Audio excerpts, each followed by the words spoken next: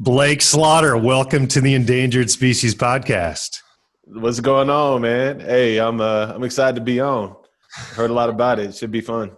We're excited to have you, man. 100%. We're lucky to have you, bud. Thanks for making some time. Let's dive right in. I had never really heard about your upbringing. I know you grew up in Missouri City, Texas, at least for part of your upbringing. But, man, tell us a little bit about your family and coming up in Texas.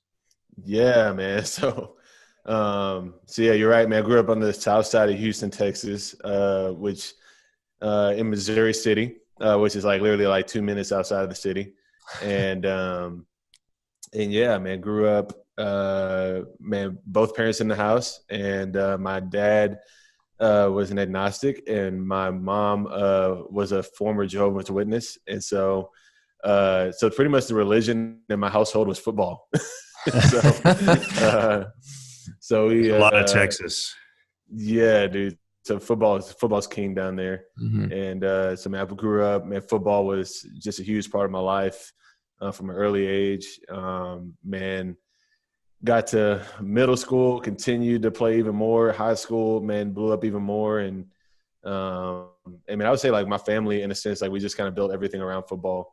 But man, the area I grew up in, currently, I just realized this. I actually looked this up recently.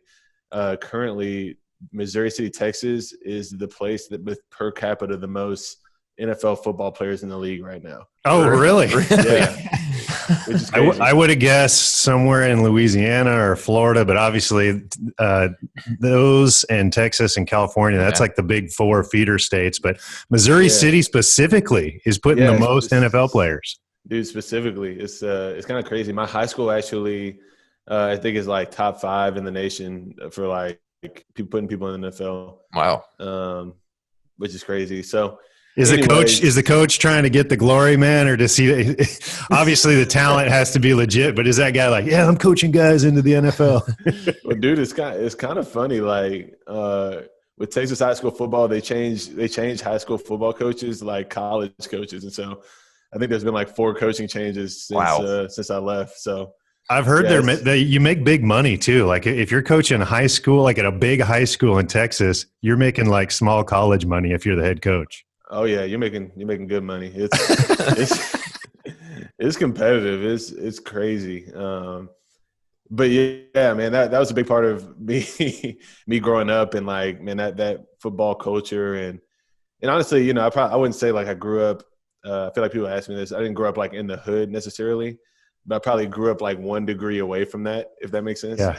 And so, man, I remember just seeing a lot of different interesting things growing up.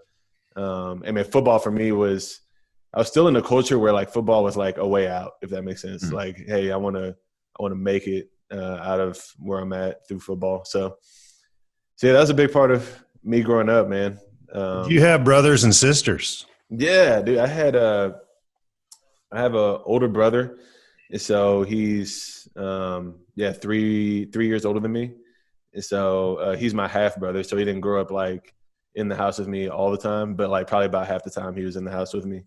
So yeah, older brother, and the majority of my family lived in that Houston area. So. Well, I've heard you talk about your parents before, and I know you have a lot of respect for them and you love them a ton. I didn't know where they were on the spiritual spectrum. I just learned that 5 minutes ago. Talk a little bit about that, because I know you as a godly man, and I didn't know you growing up. How did that transformation happen for you? Yeah. So like I said, I mean, I think one of the biggest blessings of my life is that I had 2 awesome parents, and I mean, they did their absolute best, you know what I mean, to like raise me right, to protect me, man, to like, man, steer me in the right direction, and all that stuff. My dad, I would say like he wasn't, it wasn't that he's like anti-faith or anything like that. He just has had some experiences in his life that have made it hard for him to believe, in a God. And then my mom, I think she just had some experiences growing up that have made it tough for her as well. So And so, man, for me, I didn't really think that much about God, honestly, like growing up. Like we went to church Christmas and Easter. I don't remember like thinking too deeply about it. I was just like, man, this is cool. It's just what people do. And then I remember when I got to high school, my junior year, I had this like unbelievable football season. Like I had like 120 tackles, 5 sacks, like all this stuff. I was just crushing it. Um, and I had like 13 scholarship offers that came in. So it was like Texas Tech, Oklahoma State, Nebraska, K-State, all these schools are like offering me. And then my senior year, right after that, because I committed to Kansas State, and then my senior year, right after that, I tore my ACL in the second game of the season. And so, that was a big part of my journey right there. Is like for the first time I realized, dude, I'm human and I break. What did that do for you? You said that's a huge part of your journey. What did that do for your mindset? Yeah, dude. I feel like up until that point, I was kind of untouchable, if that makes sense. And so, like, if I wanted to be the starting linebacker, I could, as that was the position I played, was middle linebacker. If I wanted the girl, I got her. If I wanted the grades, man, I made them. I was a 4.4 student, GPA student. Okay. 4.4. Coming and flexing on our podcast. Like, chill out, man. Yeah, and I share that so you get a perspective. It was like, dude, like literally anything I did, it was like, right, I won at it. And for the first time, in my life, when I tore my ACL, it was like, oh, you're human and you're limited and you need help. Yeah. Wow. So, which is cool. Like, one of the things that we talk about a lot, Sean and I at least, is that, man, God meets men in times of transition and in times of tragedy or trauma. Like, pick your T, I guess, basically. But I think that's really cool that God showed up and used that in your life to kind of set you, or to shift your perspective at least to something different than what you were running after. Oh yeah, totally. He definitely did. I remember like running sprints outside of my house and trying to rehab my knee. And if you ever torn your ACL, like it's a long, grueling process. Mm. And I remember, dude, like dropping down on a knee and like being like, dude, I just don't understand. And like calling out to God, just being like, God, like, I don't know if you exist. I don't even know if you're there, but I'm going to start trying to figure out who you are. You know what I mean? Because I was just helpless at that time. That's amazing, man. I didn't know that part of your story, which I got to stop here and go back to the 4.4, Blake. Because most football players, when you say 4.4, you're talking about a 40 time. You're not talking about a GPA. And, a couple of things our listeners should know is, number one, you majored in engineering in college, which that's not the norm for a lot of D1 football players. And I'm really impressed with that. Mm-hmm. Not that I'm unimpressed if a guy doesn't, but to me, that's incredible. And number two, I'm sitting next to a guy whose college experience you changed because he went to K-State and he was a football fan. So you had a big impact on his Saturdays. Yeah. True. So you're there running these sprints by yourself, rehabbing your knee, crying out to God. That had to be a lonely time. Dude, it was pretty lonely. But I remember, kind of around that time, it was interesting because another thing that people don't normally do is like at the age of 17 is like looking into their faith. And but I've started looking into it. I mean, I remember like hopping on Google and like looking up Hinduism, Buddhism, Islam, Christianity, atheism, all that stuff. Again, I didn't grow up like in a Christian household per se. And so I'm like, hey, I was just kind of looking at everything. And then I remember finding my mom's Bible in her dresser. And like sneaking it out of her dresser and like reading it like late at night. I remember like just reading in Genesis and being so confused. And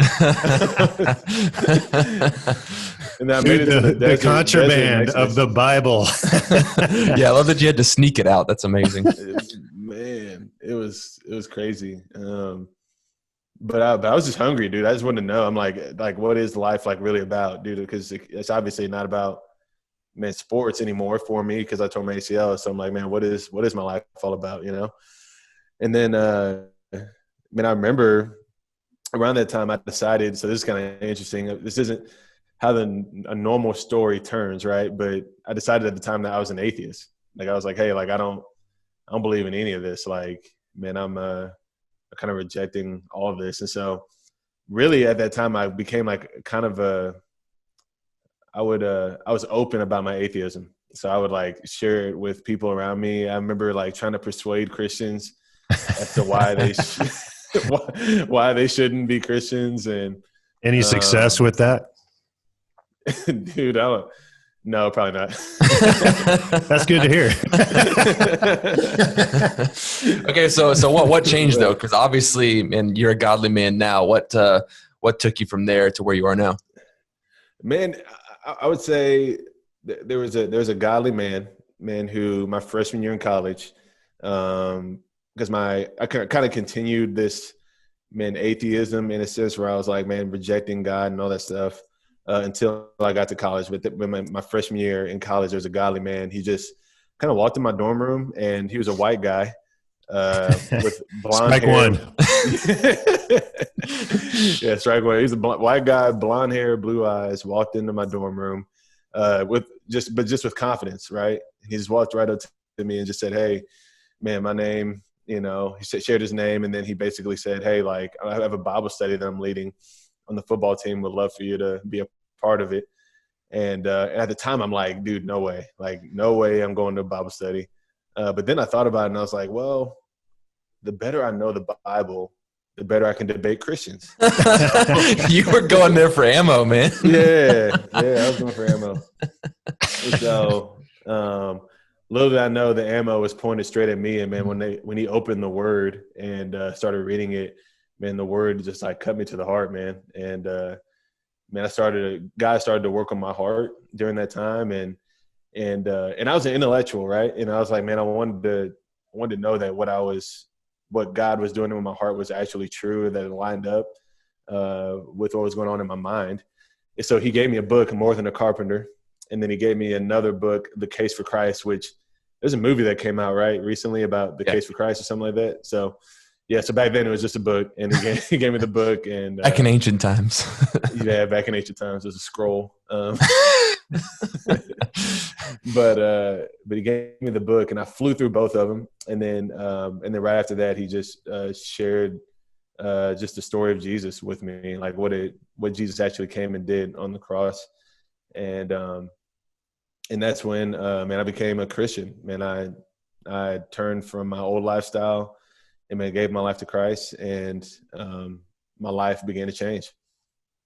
Dude, I love hearing that. That's obviously amazing news, especially for me, because just knowing you in college and getting to rub shoulders with you a little bit, man, I benefited from your faith, and I know lots of men have benefited from your faith. So I'm glad.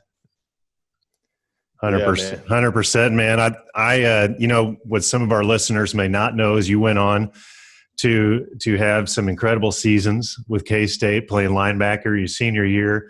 You had 110 tackles, which was the most anyone had in 5 or 6 years at that point. And yet I got to think you had to have had a different perspective sort of the second time around. You had all those tackles that you were sharing about earlier in high school. Then your knee blows out.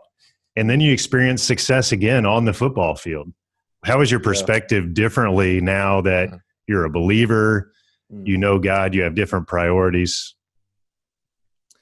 Yeah, man. I feel like all of that was wrapped up in some identity stuff, right? And even tied to like some masculinity. I remember after I came to faith, man, being like working out, obviously super hard. You're on a college football team, you're working out like every single day and stuff like that. And dude, I remember like looking in the mirror after I was working out and just seeing like all these muscles like on top of muscles and stuff like that. I'm like, dude, I'm just getting jacked.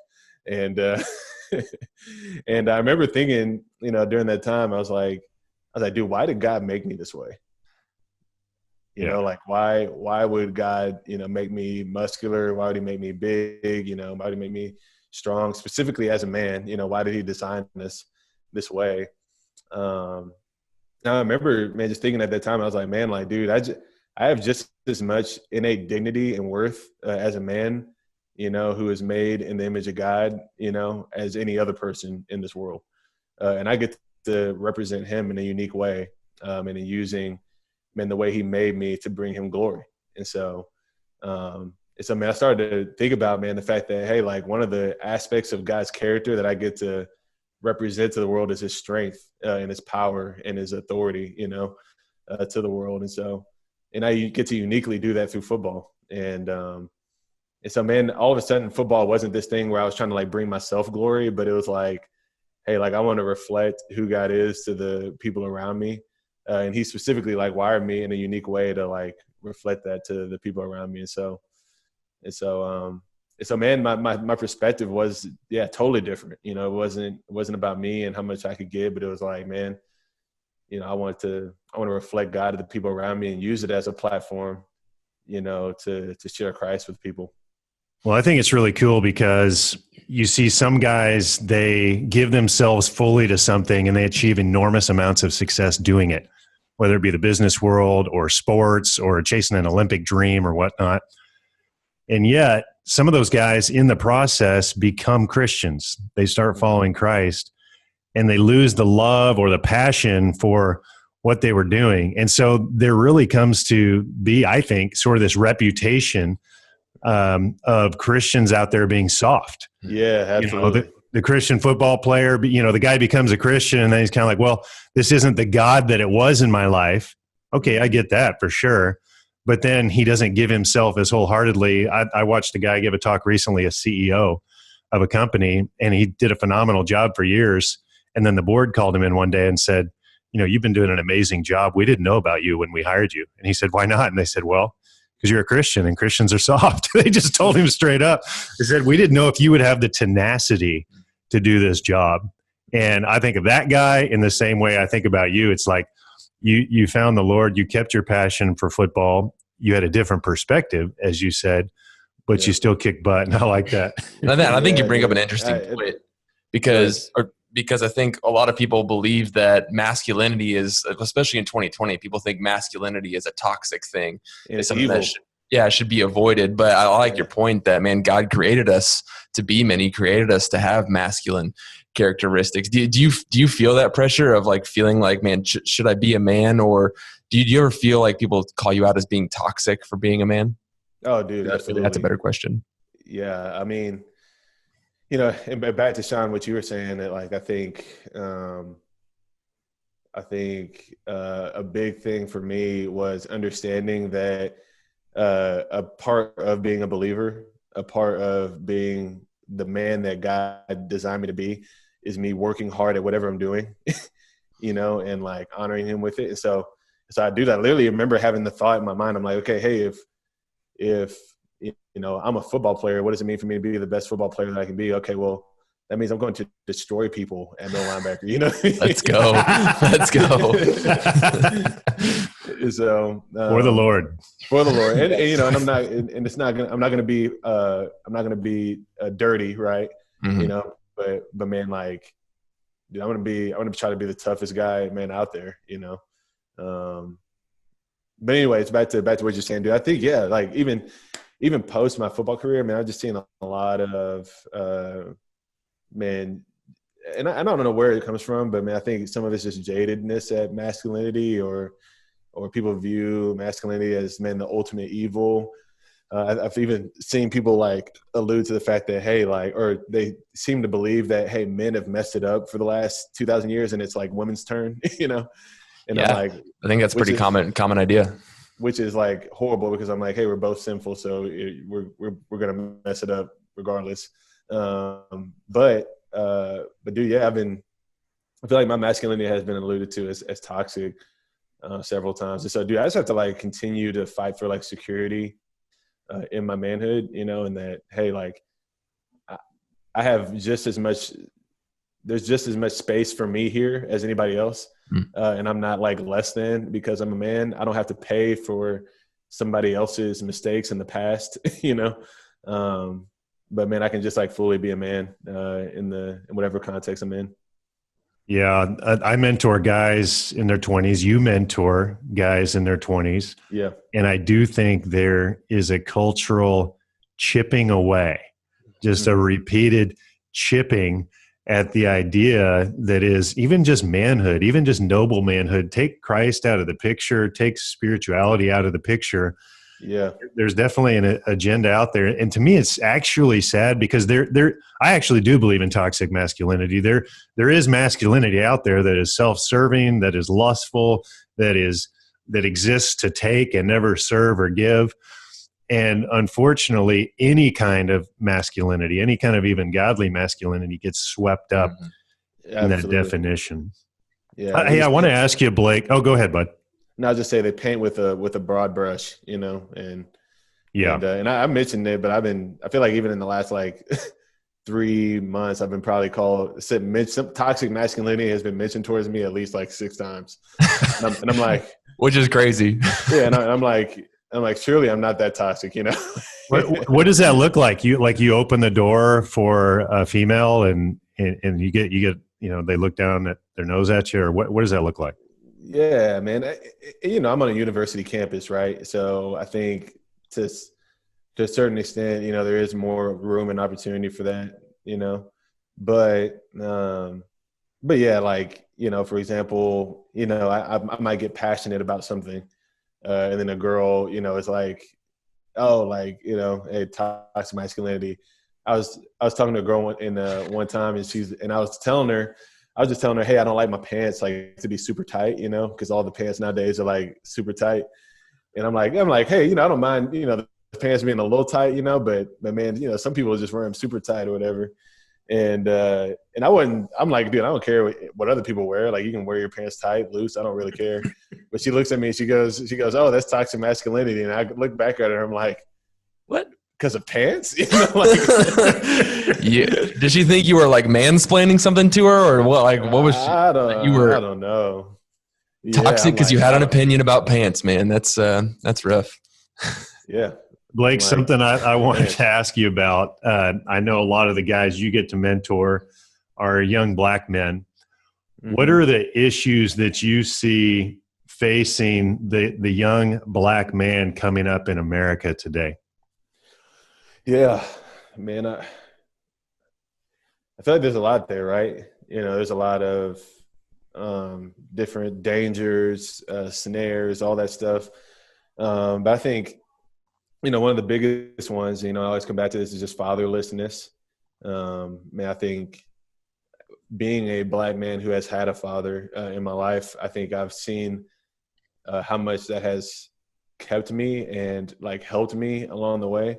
And then being around other people who haven't had a father in their life, I'm like, man, it just makes it more difficult. Not that it's impossible, but man, it just does make it more difficult when you don't have a father in your life. And there's fatherlessness in every context, right? But I think in the black community, there has just been just an increase over the last 30, 40 years, just fatherlessness.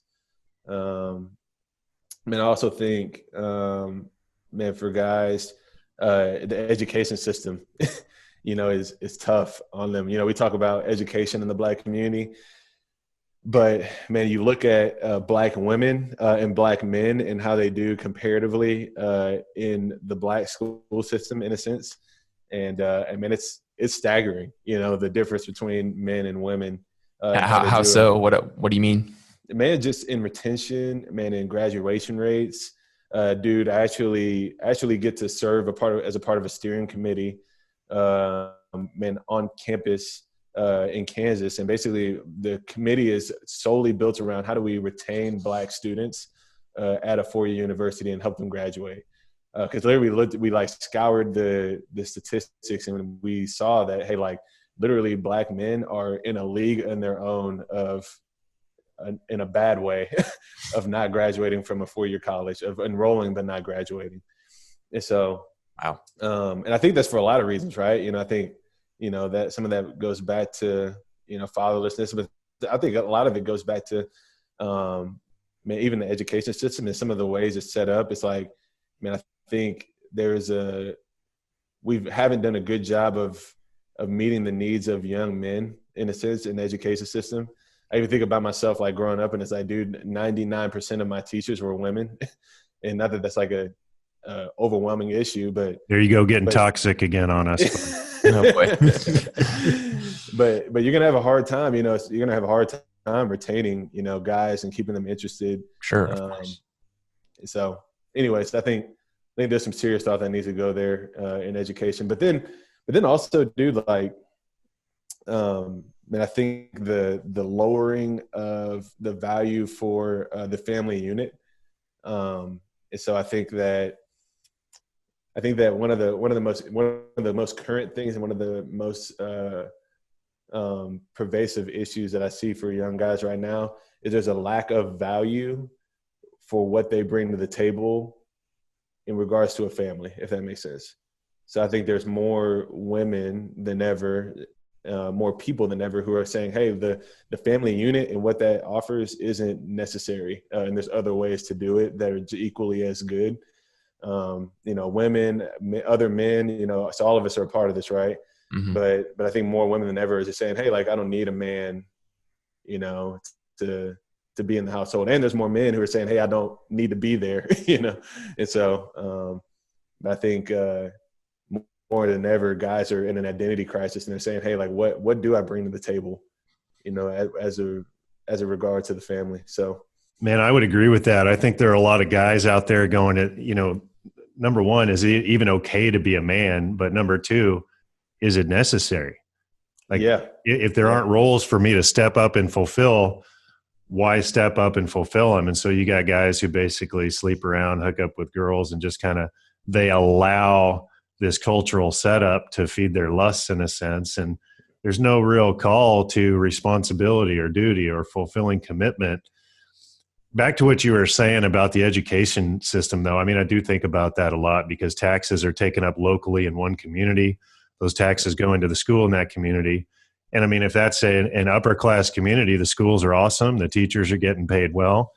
I mean, in some of those schools, the teachers get like amazing Christmas gifts from the parents, or like Christmas, like parents will each chip in and give them a Christmas bonus, And then on the other, just the way the whole thing works, and there's probably a political discussion there, but on redistribution or not. But one of the guys we're going to bring on the pod, Blake, is a guy named Philip Abode, who founded a school in Tulsa, and it's for boys only, and it's mostly black boys, but there are a few white kids there. He does want to have some diversity of thought and race, ethnicity in the school. But to me, things like that need to happen because there's something unique about educating a boy, white, black, or other. There's something unique about educating and mentoring young boys. Mm-hmm. And to me, culture is so late to that party, or maybe they got to that party 100 years ago and then left the party. But to me, it's heartbreaking because these young guys, in particular black guys, are getting left behind. Totally. And it's, you see it later on in life. It's like, man, they a lot of men become self-educated as they get older, but they're totally uninterested and totally unengaged, man, during some of those key years, in their middle school years, in their high school years, and then in their college years, man. Being a part of being around a college campus, I get to see, man, guys kind of turn that corner in a sense when they're 23, 24, but man, I gotta believe I'm seeing the exception, not the rule. Man, a lot of guys get lost along the way before they even get to that point. Dropping out at another point along the process. So I agree. Definitely. Yeah. And I think that's a good point. The fact that you're on a college campus, I know you're not a teacher, and I know education is important, but I know knowing your story, you're giving your life to and reaching guys on the college campus and mentoring them. Why do you feel like that is the best use of your time? Why is Blake Slaughter giving his life to mentoring college students? If black men are facing all these issues, why is that where you are giving your time? Yeah. I mean, I believe that, so to answer your question, I really believe that the greatest, that black men right now are in the greatest danger. And so I really do. I'm like, man, out of all the demographics, in America right now, black men have had the most obstacles to overcome and they face the most dark reality right now, because there's just very few people there's a lot of threats, that are coming at Black men. So I believe they're the most at danger, but I also believe that they have some of the greatest potential, man, for impact. You know what I mean? I really do. I think, man, the way God has just naturally wired men, it's almost like there's a gem in there of masculinity, of manhood.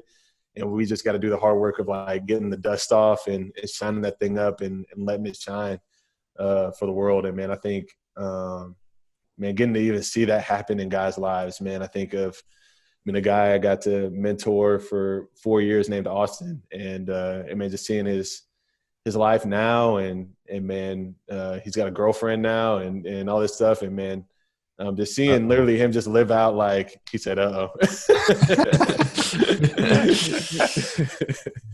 but man, just literally seeing him like live out, biblical masculinity and being the man that God called him to be. And he's a fatherless father. He didn't really have a great relationship with his father. But man, even seeing him, man, get to live out, man, biblical masculinity and understanding there's a role for him to fulfill. There is something that God's calling him to. There is, man, dignity and worth, and man, something to strive after and fight for. There is, man, in a sense, a warrior in him that needs to fight. Man, dude, you're getting me fired up right now, man. Blake, I've met some of your guys, several, I think Dave has as well, and some of your men, I should say, because God is using you to build men. And one of the reasons we wanted to have you on the pod as we wrap up here is that I think that we believe that the godly man is an endangered species. Yeah. And we want to have guys on that we believe are not only a godly man, but making a difference in increasing the herd. And your men that I've met are impressive. Man, they are godly men. They are men of conviction. They are men of principle. They are men of intentionality. Several of them, I've spoken at conferences, and they come up and they shake my hand. They look me in the eye and they engage me and they ask me questions and they share about their journey. And I'm standing there going, dude, who is building these guys? And I know it's God's grace, and I know you're humble about that, but I just wanted to encourage you, man. You are building godly men. You are part of the solution, not the problem. And we're in a really unique environment in our country right now. And the question I keep asking myself is, there's a lot of noise out there, but what actually helps young Black men? What actually helps Black men? And I know what actually helps them, at least in part, is guys like you out there giving them the gospel, mentoring them, discipling them to maturity. Man, thank you so much for being here. Absolutely, man. It's a privilege to be a part of what God is doing. And man, it's been a privilege to be on the show, for real, man. You guys are doing something awesome, man, bringing awareness and shining a light on this topic. Man, I think it's so necessary. It's so needed. So few people are talking about it. But man, I think in the years to come, we're going to see the worth of guys doing the work like you all are. So, amen, man. That's awesome. Well, can we get a soft commitment on coming back? We got to have you back at some point. Yeah, we won't hold absolutely. you to it, but hey, the whole segment just has to be about college football, man. I can talk college football all day. Perfect. Hey, we'll do that, man. We won't make you wear skinny jeans, okay, bud? So appreciate you, Blake. Thanks, man. Sounds good. See you guys. Peace.